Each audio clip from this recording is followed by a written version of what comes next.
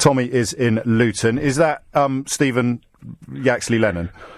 It is, yes. OK, so Tommy Robinson, you're better known as. At least you can stop telling people on Twitter that you're banned from the show, Tommy. What did you ring in to say? I rang in to say that I've been in prison 3 times in the last 5 years. We are massively underestimating it. If you could sit and see with your own eyes what's going on in there, like I have, I went there and I come out more fearful than I already am, because the Category A prison I was put in was more like an ISIS training camp. You had Burgos, you know, the Muslim prisoner who stabbed the police officer in the counter-terror raid in Manchester. He was the imam, acting as the imam. So you do have prison imams, but they're ignored. They're ignored. The majority of them are ignored. Ignored by whom, Tommy? Ignored by whom? Ignored by the main group of Muslim prisoners within there. They're not trusted. They're seen as stooges. So then you have somebody else who's the main man, which happened to be Burgos. You know that I only have your account on this. I'm a little uncomfortable with names being mentioned when, just for legal reasons, I can't. He's serving life. He's serving life for stabbing a police. No, I'm not. I wasn't asking you to go into more detail. You can tell me everything you want to tell me without necessarily making allegations against individual people. Okay. Okay, well, these men were controlling him, and there were 6 others in for a terrorism raid. They were controlling that prison. They were controlling everything on the wings. When someone was converting, they weren't converting in the mosque. They were converting with them on the wing.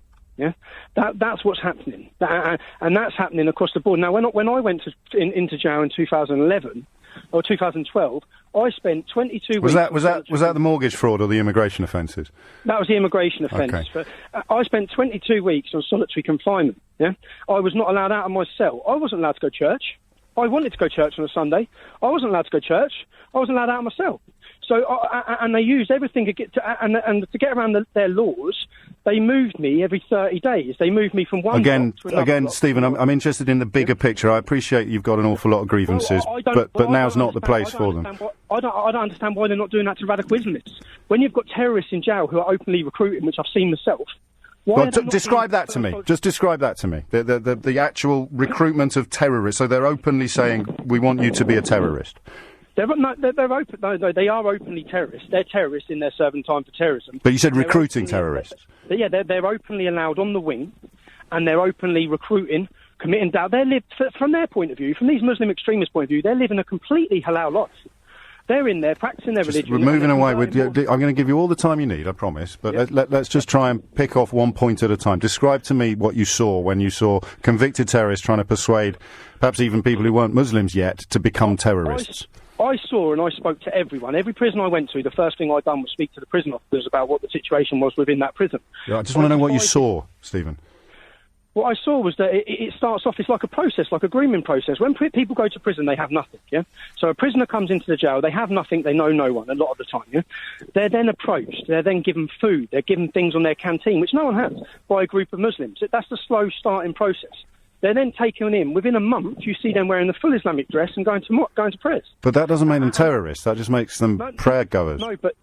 Yeah, but there's obviously extremists within the prison system. Well, that's what I'm trying to get to. That's what I'm trying to get to. Islam's being used a lot of the time by people who actually, a lot of the converts I spoke to knew nothing about Islam, but it's being used for control, intimidation and fear as a gang. Yeah, I saw that myself. I spoke whenever I used to speak to all the converts. I watched in one prison down south where a lad come in, a white kid come in with a big beard. He looked around because I used to look for all of them because I used to think obviously I'm a target for whoever's coming in. And I watched him when he realised that actual prison wing was not controlled in the same way where he'd come from by Muslim gangs. He shaved his beard off and he's eating pork pies on his menu. Yes, but here's the thing, Stephen. Again, I feel that you've got an awful lot to throw at the wall, but I want to find some stuff that sticks.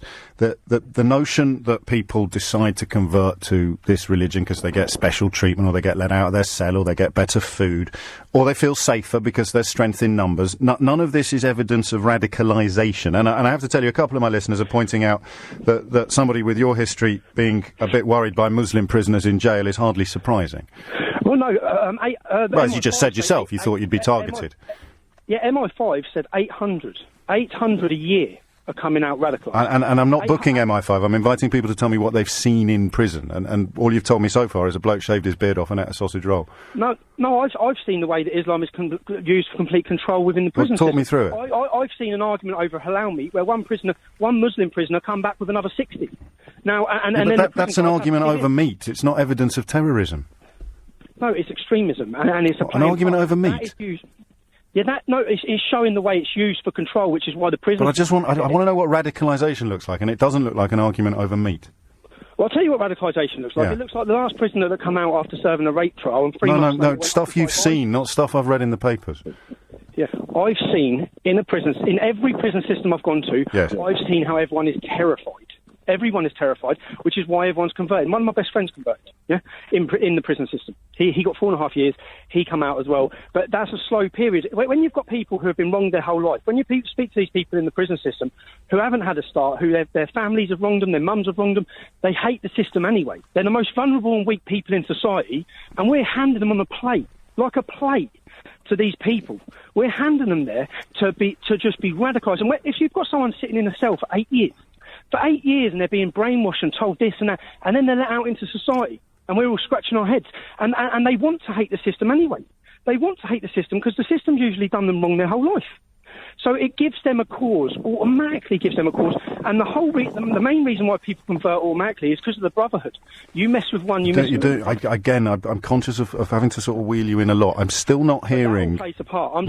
I'm sure it does, Stephen, but I just want to know... talk to me about your friend who converted to Islam. Is he now a terrorist? No, but he did say to me, he converted and he still continued hanging around with us. This was before the English Defence League. He still continued hanging around with us. And then when we had the Soldiers' Homecoming Parade, he'd only been a Muslim, he'd only come out 6 months. When we had the Soldiers' Homecoming Parade, and I pointed out to him that one of them kids who lost his legs was from our estate, he said, British soldiers are murdering, raping scumbags. And then he said, then we started arguing, then he said he'd kill his dad over his mosque. And so then it's like, what are you talking about? You've been a Muslim 6 months. And did you report him? Did I report him? Yeah, I mean, did you think his threat was serious? Well, no, that's just a stat. I know loads of Muslims that would say that. That's not something to report someone over. I would. You would, yeah, but mate, you'd be reporting people every day if you live in Luton. No, I would report someone who made a threat to kill his own father if I thought it was real, and unless you don't think it's real. It wasn't a real threat. It's him drawing a comparison. Right. Here's what I'm trying to pin down. Because I'm late for the travel, and I want you to have at least, I want to get one really powerful point on the board. Let's talk about your best friend, because that's obviously someone you know a lot better than other people who've had arguments over meat and shaved off their beards. Is your best friend? No, we're off. Extremism, okay. But my other friend Roger, who is now called OBrien Henderson. Again, I've asked you 3 times now not to name specific individuals who aren't here to respond to anything you say. So let's just concentrate on your best friend who converted and threatened to kill his dad. Yeah. Is he radicalised? Is he a terrorist, sympathiser? No, he's not, no. Oh. But my other friend is. Right. But my other friend is. He's just been convicted for terrorism. He converted again in prison. So this is Stephen Yaxley Lennon, the terrorist's friend? Well, he was when we were younger. He was a white lad, and he converted to Islam, and he's just been... It was all over the national news. He's from Luton, where I'm from. He used to be my friend when we were younger. He's just been convicted for obtaining support for ISIS. So, yeah, he converted in prison. Yeah, he's now a terrorist, yeah. And my other friend, part of that same group of 4, was another kid who was a year above me at school. That's the point I'm making, is when I'm talking about these things, I have seen it. I have been in prison and seen and now you've also seen the problems in Luton. Indeed, and we've benefited from your... I mean, I don't know what you are qualified to talk about, Stephen, but you're certainly qualified to talk about what goes on in prisons. I'm very grateful to you for doing so. It's 10 to 11.